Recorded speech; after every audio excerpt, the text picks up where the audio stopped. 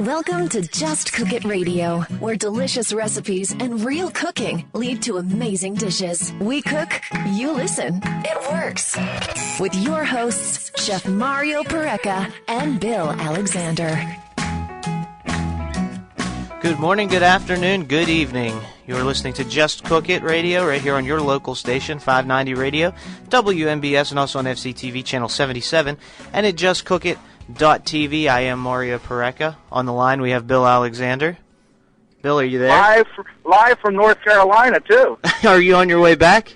We're on our way back. I should be hitting the Virginia state line very shortly. Cool, very cool. Safe travels. I hope you had a great Thanksgiving. Had a wonderful Thanksgiving. How was yours? Oh, awesome. Very, very filling. And also, Bill, in studio today, we have obviously Mike Sackley sitting across the desk. And filling your seat, Bill, keeping it warm, is my father's actually back, Dr. Joe Pareca. He was on when we first started here on WMBS. Well, it's wonderful to be here. This morning? I'm doing great, Bill. Thanks for letting me fill your seat, and thanks for having me on. I'm happy to be here. Today is the official one-year anniversary of our program on WMBS. Yes, Awesome. It is. A fast year, too. Time flies when you're having fun. Absolutely. And we're actually cooking again in studio today. As you heard from the new intro music, Bill, that we've been working on. We cook, you listen, it works. So what are you making this morning? So this morning we're playing with Thanksgiving leftovers. Oh, cool. And I'm glad you asked. So what we have here, and I know Mike's his eyes have been glued to the desk ever since we sat down and I started unloading my food. We have some mashed potatoes, some gravy, some stuffing, some green beans, some with us green beans almondine, which was left over, so there's some almonds on them. We've got some turkey, some caramelized onions, and we've got some butter, obviously, and some eggs. So what I'm going to make today is I'm going to take all these ingredients, and I apologize, I just stood up. So, and Bill, you know what that means? I cut my head off on the TV end of it, but I am still here. So I've got some butter in my pan, and we're going to make a hash. We're going to make a Thanksgiving leftover hash, and I love hashes. What a hash is it's just a bunch of ingredients, basically, that are all mixed together and cooked together. What's great about it is you can take leftovers like this, the stuffing, the turkey, the gravy, the mashed potatoes, the beans, mix them all together, and then we're going to fry a couple eggs since it is the morning. Put them on top, have some fried eggs on top, so when you cut into them, that richness of the yolk comes out, mixes in with all the goodness of all the different flavors, and it's a great way to use up your leftovers. And we're also going to, later in the program, as the program moves on, talk about leftovers, obviously, because that's the big thing right now. And on top of that, today is the last day until next year, Bill, that we're going to be able to talk about Thanksgiving, so we're going to make the most of it. Sounds good. Hey, because I'm going to end up jumping off here real soon. I want to let Mike know that our friends at Shiners did send us the White Bird, the Belgium Ale, and also I found a holiday treat that I'll be bringing into studio with me next week. Oh, I can't wait. Awesome. This is incredible. Just so you know, when you said that, Mike was fist pumping in studio. That just made my day. Oh, my goodness. So we may have to get permission from the FCC to be able to do what we need to do next Saturday. Well, like I said, it's like a tasting. So if need be... it's like a wine tasting. Yeah. If need be, we can have one of those little metal buckets. And At 9 in the morning, yes. It should be very interesting. Well, like you said, it's like tailgating, and you know Mike, he's never going to turn down beer. No, never. Right. So he's especially after being to Germany, he's a big fan. So what I have going on here, just to get people caught up, in my pan, I put some butter. Okay, I started by melting about a tablespoon of butter, and now I added some caramelized onions. So last night, while I was prepping for the show, I took about a half of an onion, and really slowly over low heat, it took about a half an hour altogether, caramelized it. So if you've ever had like a Philly cheesesteak, you see those golden brown onions that are on it? That's what we have here, the gold, brown, rich, sweet onions. And so after they caramelized, I kind of chopped them up a little bit, just roughly, just to get them into smaller pieces so you don't get a big string of onion when you're eating this. And now I'm reheating it in some butter, just to get it warm. We're not going to cook it because it's already cooked, so we don't have to really cook it more. And then to this, I'm going to add, actually we're going to add a little bit of our turkey. Now what I did was I took the white meat, some breast meat from the turkey, and I put it in a food processor after it was already roasted, of course, because we are working with leftovers. And so it's kind of ground up. okay? Not to the point where it's like a paste, but it's kind of ground up a little bit. So we're going to reheat some of that right now in our butter and with our caramelized onions. Then we're going to add our mashed potatoes, and we're just going to let that kind of brown and caramelize. We'll fold in some stuffing, some green beans, some gravy to loosen it up, and then we can, once that's like warm and golden brown, we'll put that on a plate, and then we'll fry some eggs right over top. Sounds like My goodness. Sounds like breakfast to me, huh? That sounds great. And Bill, what did you have for breakfast this morning? Black coffee. What do you think I had for breakfast? Was it coffee a la Bill Alexander? You got that right. Yeah. Hey, so how many potatoes did you peel on Thursday? On Thursday, we did 10 pounds of potatoes. So 10 pounds. Yeah, if you follow me on Facebook, Instagram, you'll see I posted a picture. And my father, who's here, actually riced them all. Bill, let me correct you. How many potatoes did I peel? He's right. He peeled them. I cooked them. He peeled them. I cooked them, and then he riced them, and then I finished them. And we made them the same way we did, Bill, right here on Just Cook It Radio. And we had a potato peeling incident this week when my oldest son decided he was going to help, and he took off part of his thumb while peeling a potato. Oh, I've done that before. That's not fun. So he's been initiated into the club, and he's healed. Everything's fine, but good. He's been initiated into the potato peeling club. Absolutely, that builds character. Yes, it does. I'm glad he's okay, and yeah, I've done that before. I mean, it doesn't feel good, especially as peelers. They're a lot sharper than you think, so be very careful. Same thing with like box graters when you're grating something. If you're grating cheese, be very careful. Hey, Bill, we always like to have people that have a little skin in the game. Yeah, that's exactly right. and it flavors them just a little bit differently too, doesn't it? Makes them a little richer. Yes, it does. And so anyway, for those of you watching on TV and listening, I just added the mashed potatoes to our pan. So right now in our pan, just to recap, we started with some butter, melted that, added some caramelized onions, added our turkey that was already roasted, our white meat from the breast and ground up, warmed that through, added a little bit extra butter because that turkey soaked up what we had in the pan, and now I added our mashed potatoes.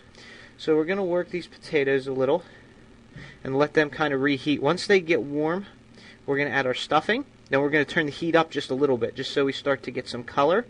And then we can finish it off with our green beans and our gravy. And then we'll transfer it to a plate, fry our eggs, top them off, and then Mike's ready to eat. I was going to say, you're pretty much mixing everything up from your Thanksgiving into one thing, which is a really cool idea. It's something I didn't even think about. Yeah, it's a hash, and you can do all kinds of things. You can make these, you don't have to wait for Thanksgiving to make hash, obviously. You can use other types of potatoes.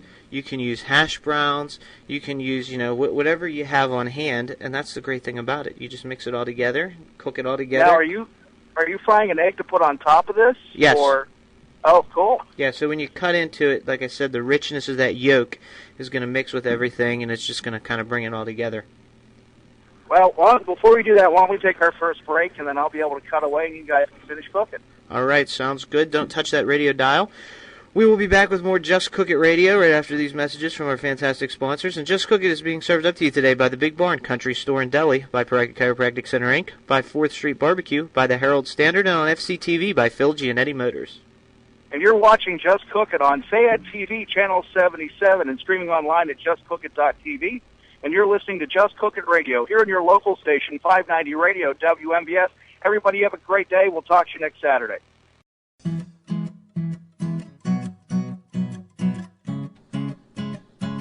Welcome back. You are listening to Just Cook It right here on your local station, 590 Radio, WMBS, and also on FCTV Channel 77 and at justcookit.tv. I am Mario Pareka, here with Mike Sackley and my father, Dr. Joe Pareka. We're cooking up some Thanksgiving leftovers and wishing Bill safe travels. He's on his way back from Thanksgiving in North Carolina. Hope he had some nice weather down there. I assume so. It's nicer down there. But we have some hash working, some Thanksgiving hash. Which is a fun little idea that I actually came up with yesterday. So this was all unprepared until yesterday? This is off the cuff. Wow. And that's the great thing about leftovers. The reason I did that is because when you have, most of the time when you're working with leftovers, that's what it is. It's off the cuff cooking. I mean, you really don't have set plans for leftovers other than times like Thanksgiving, but it makes it more fun. It makes it fun to experiment. I've made hash before, okay, so this isn't something completely different, but it's Thanksgiving hash is a new idea. So I'm going to add my stuffing to the pan right now. We have our potatoes in there. We have some caramelized onions, some leftover mashed potatoes, some leftover turkey that we put in a food processor after it was roasted, of course, and kind of chopped up for those of you who are just tuning in. And also, if you want to call in, feel free. The number is 724-438-4593 if you're listening locally. And if you're listening online, you can call us toll-free at 855-590-0590. That's the toll-free number. So feel free to chime in. We just added our stuffing. So in the pan again, we've got turkey, stuffing, mashed potatoes, some caramelized onions, and Mike has a big smile on his face. I was going to say, I mean, if folks out there have any ideas about what they do with their leftovers, it'd be great to hear from them. And I mean, this is just such a unique thing with the Thanksgiving leftovers because it's something, you wouldn't. Well, it didn't come to the top of my head when you talked about a hash, but it makes a lot of sense to maybe kind of get them all done in one sitting, you could say. And if you've ever had corned beef hash, it's basically the same thing. You use corned beef and mix it with caramelized onions and some tomatoes and all kinds of different flavors, and then you just have your egg on top of it. I mean, that's a normal thing that you can get any day of the week at basically any diner you go to in America. Yeah, I wish our listeners could be here because it smelled great just with the caramelized onions, but with each added ingredient, it smells better and better. More thanks. It's Thanksgiving in one pan. Yeah. But I'm going to give you some general guidelines while this cooks before we add our green beans. And the reason I'm going to add the green beans last is because they've already been blanched and shocked and reheated once. So what keeps them green, what keeps any vegetable green is chlorophyll. The more you reheat it, the more you cook the chlorophyll, you're going to lose that bright green color. It's going to turn army green. That's why if you've ever gone to a restaurant or ever made green beans at home and you cook them too long and then you wonder why they're that off green. If you get canned green beans, usually they turn into that color when you reheat them, that off green color, and that's why, because you overcook them and it kills the chlorophyll. So we're going to keep our beans. If you can see our beans, I know, Mike, you've already seen them. They're bright green. Yeah. So we're going to add those in at the end just to heat them, but not to overcook them. So, and then we'll add a little bit of gravy just to give it the right consistency. And then we'll take that out of the pan. And if I'm making this at home, when I take this out of the pan, I'm going to put it on a sheet pan, and I'm going to put it in the oven. And I'm not going to have the oven on high. I'm going to have it on maybe 180 degrees, 200 degrees, somewhere in there, just to keep it warm. Okay? It's really not going to need cooked. Everything we're putting into this pan has already been cooked. So we're just heating, we're getting some color, getting some texture, and that's kind of the idea of this dish right now. So you can hear it bubbling away. You can definitely hear it. Yeah, I turned the heat up just a hair, and if we listen, maybe everyone can hear. Okay, I just want everyone to know that we're really cooking here. This isn't make believe or pretend. But some general guidelines here for your leftovers. I want to give you those while this cooks. Number one, store each dish in its own container so you avoid cross-contamination. Very important. Everyone thinks about cross-contamination with raw foods, especially like your turkey, your chicken. When you're working with raw foods at home, even your ground beef, you wash your hands a million times and you keep everything separate. But cross-contamination can also happen with cooked foods, especially if raw foods have been prepared there and then you have cooked food there. So you want to keep everything in its own separate container until you're cooking it like we are right now. And I'm going to stir this pan. Sound effects are fantastic. We should just record these and bottle them up for a rainy day. There you go. Make you hungry, huh? Definitely doing that right now. Okay, so we got our hash working here.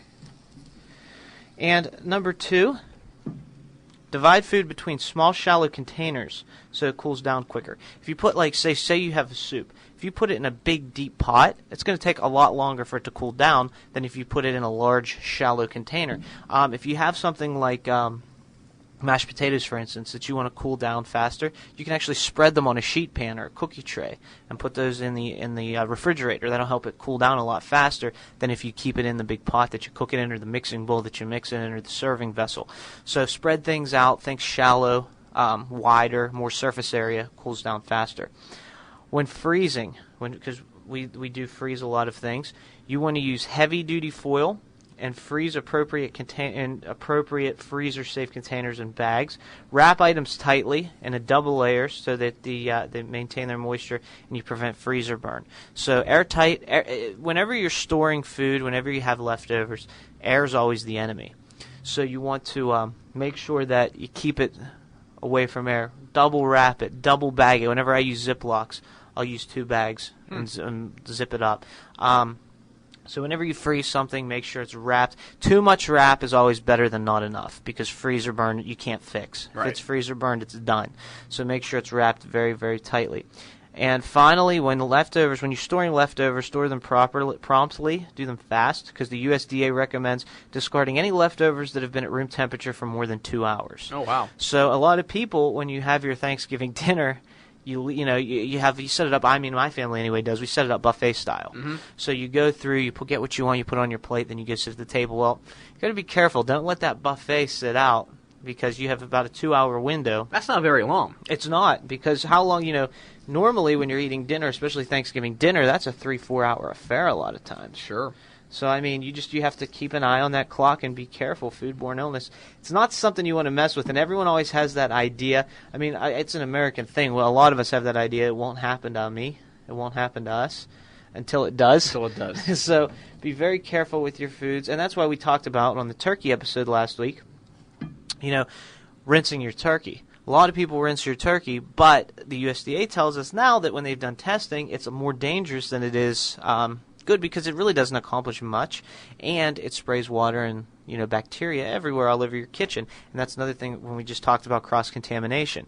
If you didn't say you made turkey yesterday for Thanksgiving and it's the following day, well, yesterday did you rinse your turkey? Did you clean everything spotlessly and perfectly and make sure you really took your time doing it? Because now you're pulling your leftovers out, and if you have them on your counter, you could cause cross-contamination when you don't even realize because you made it yesterday. Well, it's incredible because, there's a lot of things that maybe the average person wouldn't even think about. And that's what it gets down to, I think, because you talk about cross-contamination, you talk about leaving things out. I mean, those just might be some, off-the-cuff things that just kind of get done, and all of a sudden you can get food poisoning out of that, which is no good. Yeah, that's definitely no good. It's something none of us want to do. And that, it's definitely something that happens. So that's why you want to really stick to these guidelines and be very careful. You can't be too careful. So. Yeah. That's very important. Well, what do you recommend you wash your counter down with? I mean, when we were in the microbiology lab in school, we used Lysol all the time. You can use Lysol. What we used in the restaurant to disinfect was Clorox.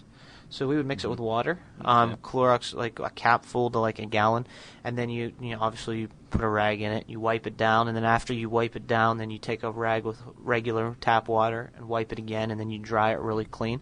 But Clorox will pretty much kill anything, so that's probably the best way to go. You just take Clorox, but you make sure after you wipe it, you take another towel with regular water and wipe it again, so you're not leaving Clorox behind. Right. Clorox kills it. Then you wipe up the Clorox, then you dry it, and then you have a really clean kitchen.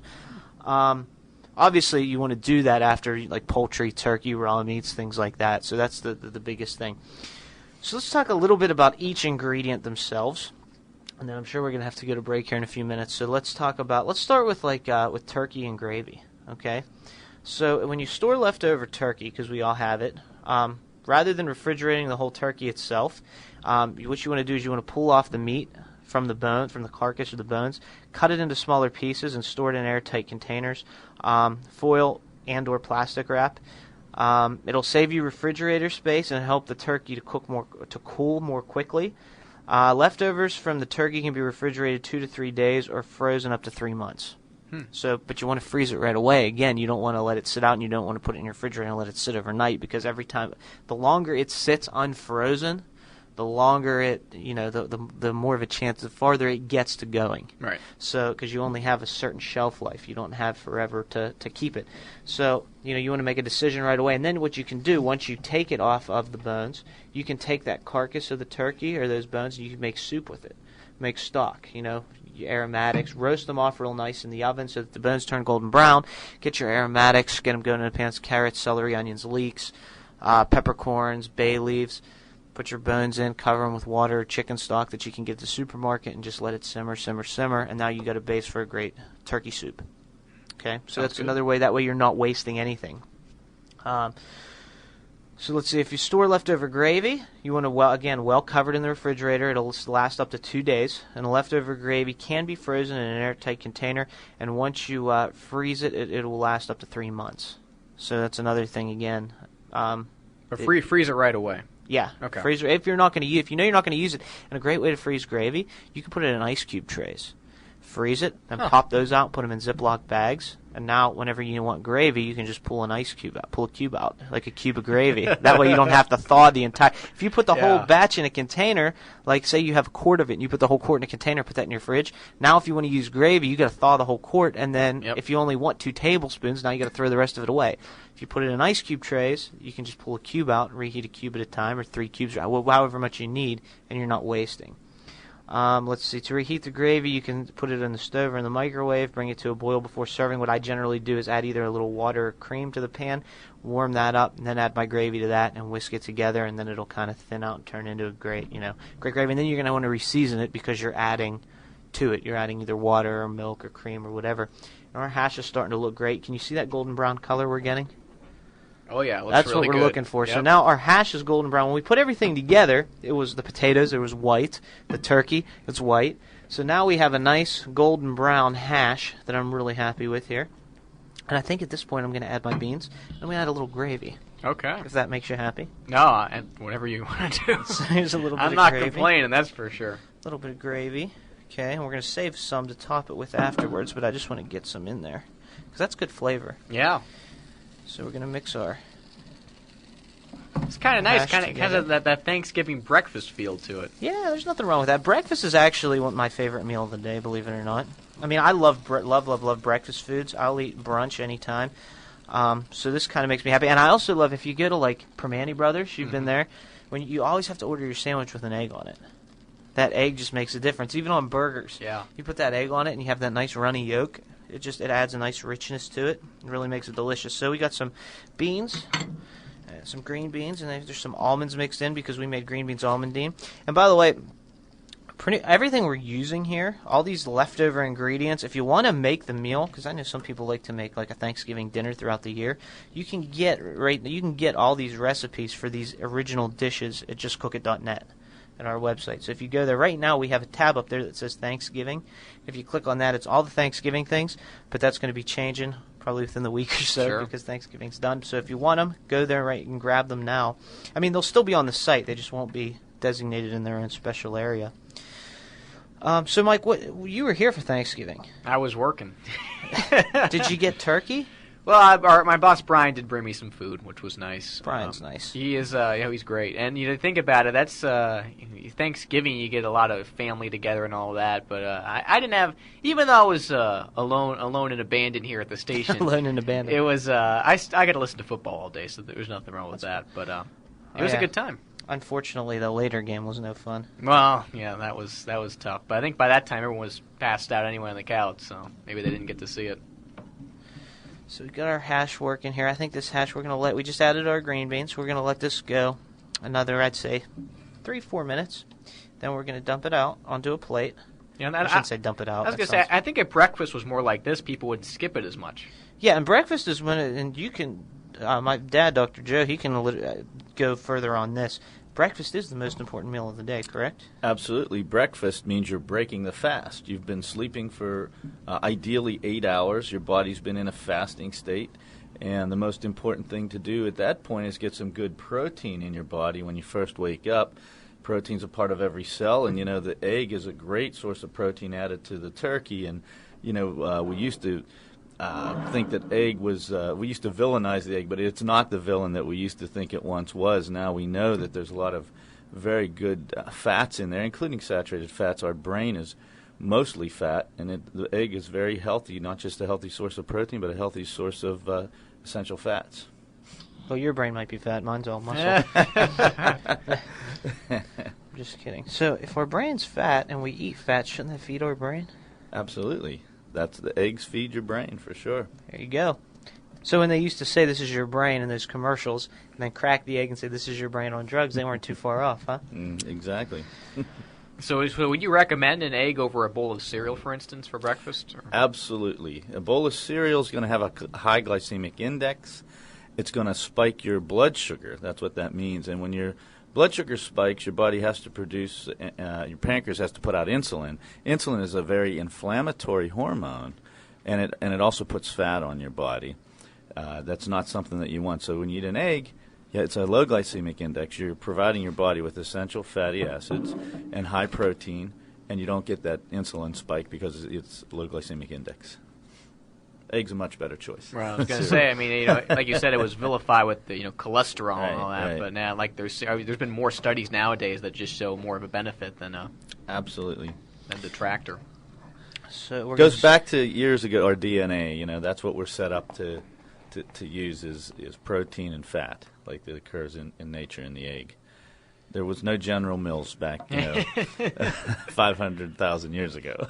I must say, this hash looks incredible right now. It smells pretty good too, I mean, sometimes I surprise myself. No, I'm just kidding.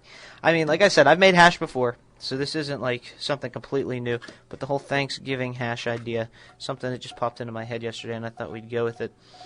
So, let's scrape the pan. Now, I'm going to do my best with these eggs. The issue we're going to run into here, gentlemen, is, and everyone listening, and hopefully you can learn something from this, the burner that I have, I brought 2 pans, but for whatever reason, only 1 pan is working in studio on this burner today. So I'm going to have to use the same pan to do the eggs, and we have some residual fond, which is the correct culinary term, a crust on the bottom of the pan from the hash. So we're going to have to cook eggs on top of that. I mean, it'll give it flavor. Mm-hmm. I just don't know how well they're going to come out. But either way, it'll be delicious. And I just want people to know that, because sometimes when you're cooking at home like this, things happen. Things go wrong, and you just got to adapt. And that's what we're going to do. So I'm going to add some butter to our pan. I took the hash out, put it onto 2 plates. If you want to divide that better, you can. So we have 2 equal plates. And while I get these eggs ready to go, do you want to take our final break? Let's do it. And then we can come back and finish our hash, talk some more Thanksgiving leftovers, and take more of your calls. If you'd like to call, we'll throw the numbers on when we come back. But don't touch that radio dial. We'll be back with more Just Cook It Radio right here after these messages. And Just Cook It is served up to you today by the Big Barn Country Store and Deli, by Pareca Chiropractic Center, Inc., by 4th Street Barbecue, and by the Herald Standard. And you are watching Just Cook It on Fayette TV, Channel 77, and at justcookit.tv. And you're listening to Just Cook It Radio here on your local station, 590 Radio, WMBS.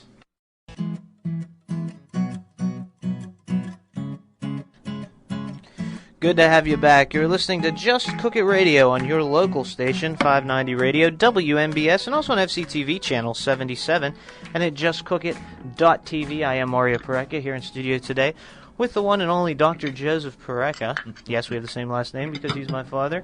And Mike Sackley sitting across the desk from us. Do I get the one and only treatment too, or just the one and only Mike Sackley? Wow. He's big time here. He works on Thanksgiving because he's that dedicated. And that's why we're making him a makeshift Thanksgiving dinner here in studio today with all our leftovers. I'm cracking some eggs right now. We're going to fry some eggs up for our Thanksgiving hash. And yes, I did just break a yolk, but that's okay. We adapt. So we got our eggs going, and we're going to do this very carefully because, like I said, we have to use the same pan. If I'm at home, I'm going to use a nice non-stick pan, put butter in it so the eggs will really move around easily, and then you just dump it right on top of your hash, which makes it really delicious. We're going to do the best we can. Either way, it's going to taste delicious, so I'm not too concerned. And we did season our hash. We have it ready, and you can take a look at it. It's nice and golden brown. There's some green beans in there, some mashed potatoes, some turkey, some stuffing, some gravy. Everything. Everything. It's delicious. Fantastic. It's wonderful. It's hash. And feel free to call us if you want to talk about your Thanksgiving leftovers, or if you just want to chime in on the conversation. The number locally, 724-438-4593. Or you could call us toll-free at 855-590-0590. We are here, and we're going to talk a little more about, while these eggs fry up, we're going to talk a little more about Thanksgiving leftovers. So, let's move on. We already talked about turkey and gravy. So we are going to move on to stuffing and dressing. So, for stuffing and dressing, when you store it, and we talked about the difference, dressing is the same as stuffing, but you cook it on the side, and stuffing is the stuff you actually put inside the turkey. So when you're storing it, if you did stuff your turkey and it's actually stuffing, you obviously want to pull it all out of the bird before you refrigerated, and you want to put it in its own airtight container. All types of stuffings and dressings can be stored in the refrigerator up to 3 days or frozen for 1 month. Okay, so that's the life of stuffing and dressing. When you reheat it, you want to warm it in a 325-degree oven or in the microwave, and you want to add a little gravy or chicken stock or turkey stock if you have it, if you made it from your turkey, for moisture. And then you add a pat of butter. Will also keep it nice and moist and actually give it some richness and some flavor. And so there you have it. That's your stuffing or your dressing. Now, I was reading something or saw something about does the stuffing cook all the way if it's actually in the turkey? Like, it does, but here's the issue with that, and we talked about this on the stuffing episode. When you're cooking stuffing, it has to reach a temperature of 165 degrees, right? And so does the turkey. But the stuffing's inside the turkey, and the turkey, being in the oven, cooks from the inside out. So the stuffing's going to be the last thing to get to that temperature. So by the time the stuffing is done, the turkey's going to be overcooked and dry. Yeah. If you pull it out of the oven when the turkey's cooked, then the stuffing's not going to be cooked, and now it's dangerous. You could get, for salmonella and foodborne illness. So stuffing the bird is not something that I recommend, and it's not something the USDA recommends either. So what I would do, I always make dressing. Yeah. I recommend you make dressing. Do it on the side. It'll still taste the same. It'll still taste delicious. And if you're really concerned about having that added turkey flavor, you can always take the drippings from the turkey, from the pan after the turkey's roasted, and add it into your stuffing and use that. Most of the time I find it doesn't even need that because I actually like to use those drippings to make gravy as opposed to adding back into the stuffing. So yeah, that's the way that you would do that. So we got our eggs coming up here, and I'm going to keep them about sunny side up because I want that runny, yolky thing. So there's one there, and this one's a little nicer here. Add that to that right on top of our hash there. It's definitely going to add some flavor to it. Oh yeah, I love fried eggs on a lot of different things. The nice one's for you, Mike. You want to move that one? Okay. Only the best. What you always want to do with your eggs, they don't do this in restaurants, by the way. It's why you have to do it at the table. A little bit of salt on the top, and then we'll hit it with a little black pepper. Fresh ground, of course. None of that stuff in the red tin. And then I have some plasticware for you boys. You gentlemen. You can go ahead and dive right into your Thanksgiving hash. Let me know how that is. Because again, this is the first time. Yeah. First time I've made turned Thanksgiving dinner into a hash. You can make all kinds of different things. We're the guinea pigs, right? You're the guinea pig. I don't think you're going to be too upset about it.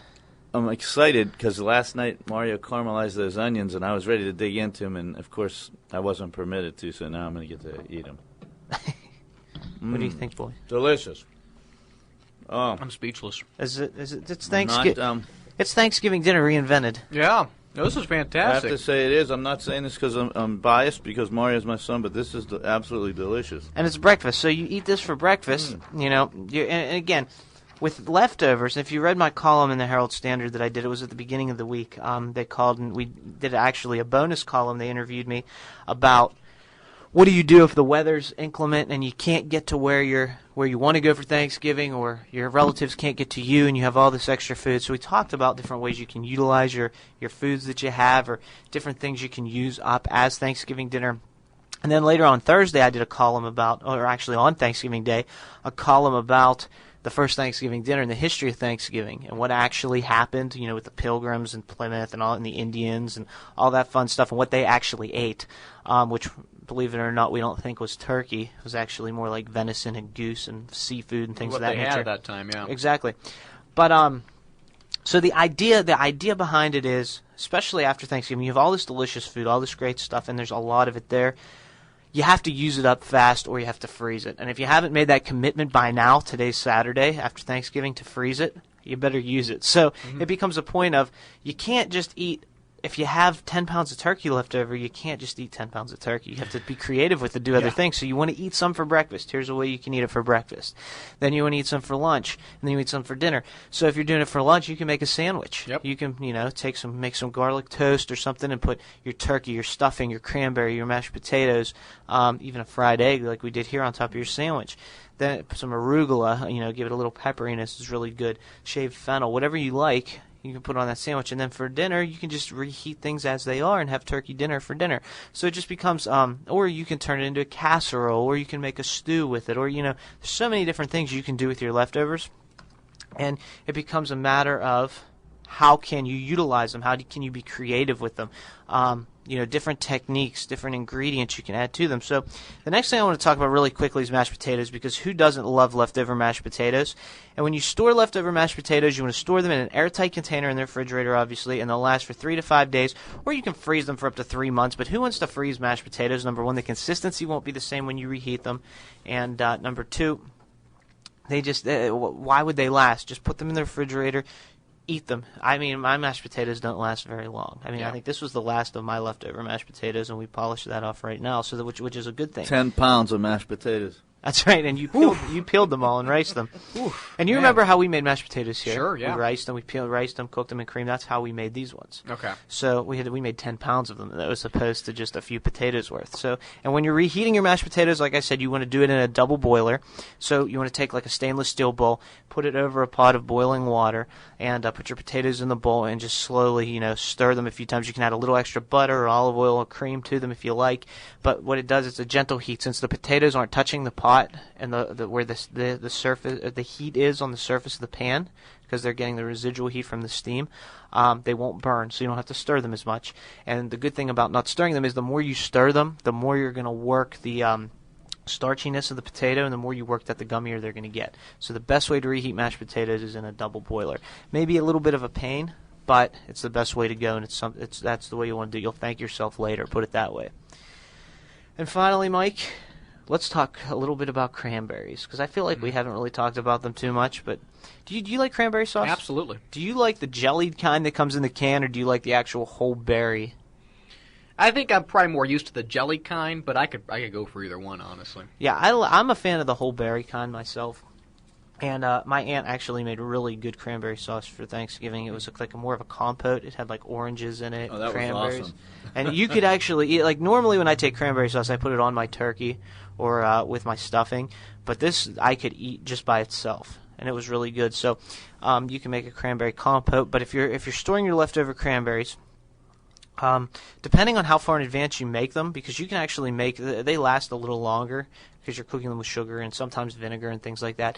So you can actually refrigerate them in an airtight container, and they'll last for about 10 days, or you can freeze them for up to 2 months.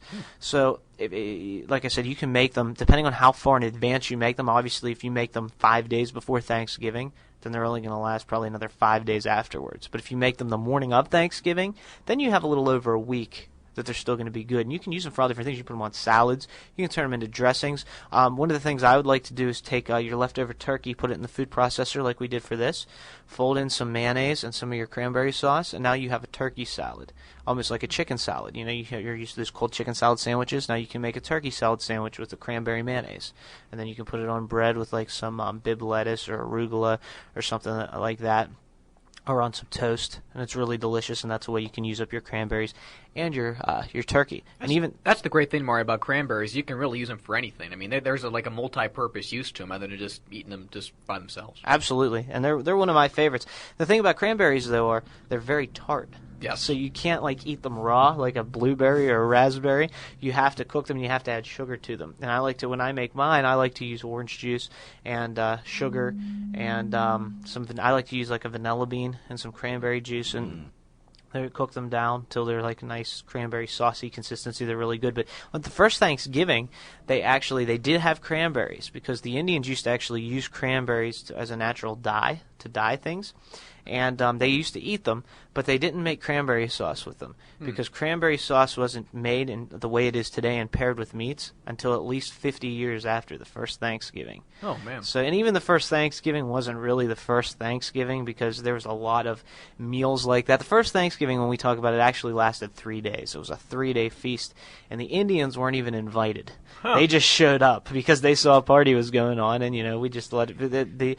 The Pilgrims were so happy that they had such a great harvest that they just let the Indians join in, and it became the first Thanksgiving. Can you imagine if Thanksgiving nowadays was 3 days long?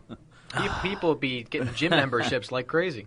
Well, I must say the Indians did help them, Oh yeah, well yeah, but they didn't invite the Indians. And I was watching. This was kind of funny. I watched. You ever watch? There's a show on TV that on the Comedy Channel. I don't want to say what it is. There's a show. It's like a news show.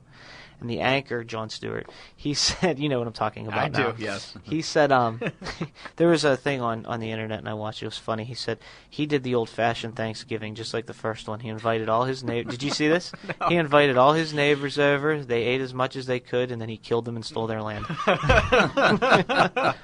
It's funny, but it's not. That's what it is. Hey, you got to send some props out to Aunt Lella, as we affectionately call her. That's my sister, and she made that cranberry sauce that was so delicious. So thanks, Aunt Lella, for that cranberry sauce. Okay. There you go. There you go. I didn't want to use her name because I didn't want her to get them, but hey, you crossed that line. Anyway, so Mike, tell us a little bit about you were here obviously for Thanksgiving, you said, but you go home for Thanksgiving? I have not the past few years. Well, my family lives in Arizona, so It's kind of tough in that sense. I usually go home for Christmas, where we do something very similar as far as dinner and all that. But yeah, I remember growing up, there was just all types of things. It was kind of like your normal Thanksgiving, your turkey, your stuffing, mashed potatoes, and all that. But I just remember being just in almost comatose afterwards. It's because you ate so much and the tryptophan. Tryptophan, yeah. Exactly, and you get to the point where it's just incredible. You see all this food, your eyes get so big, and then 30 minutes later, see ya. One other thing I want to mention: we also had for Thanksgiving, we also had ham.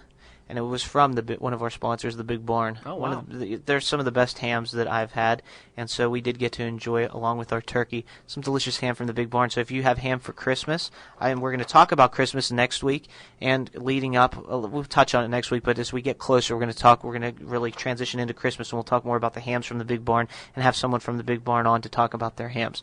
So that's unfortunately all the time we have for this week, but we will be back, and Bill will be back in studio with me and Mike next Saturday right here on WMBS, and we'll be talking leading into Christmas and talking about some other things, and it'll be a lot of fun, so make sure you tune in.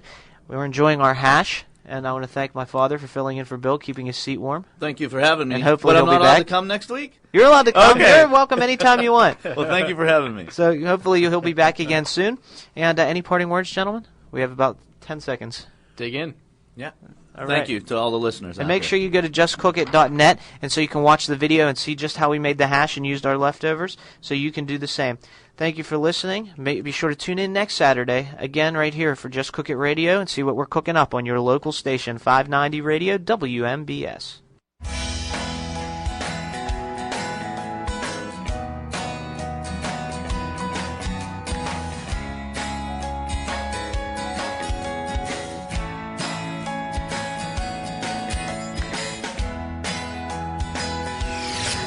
Thanks for listening to Just Cook It Radio with Mario Pareca and Bill Alexander.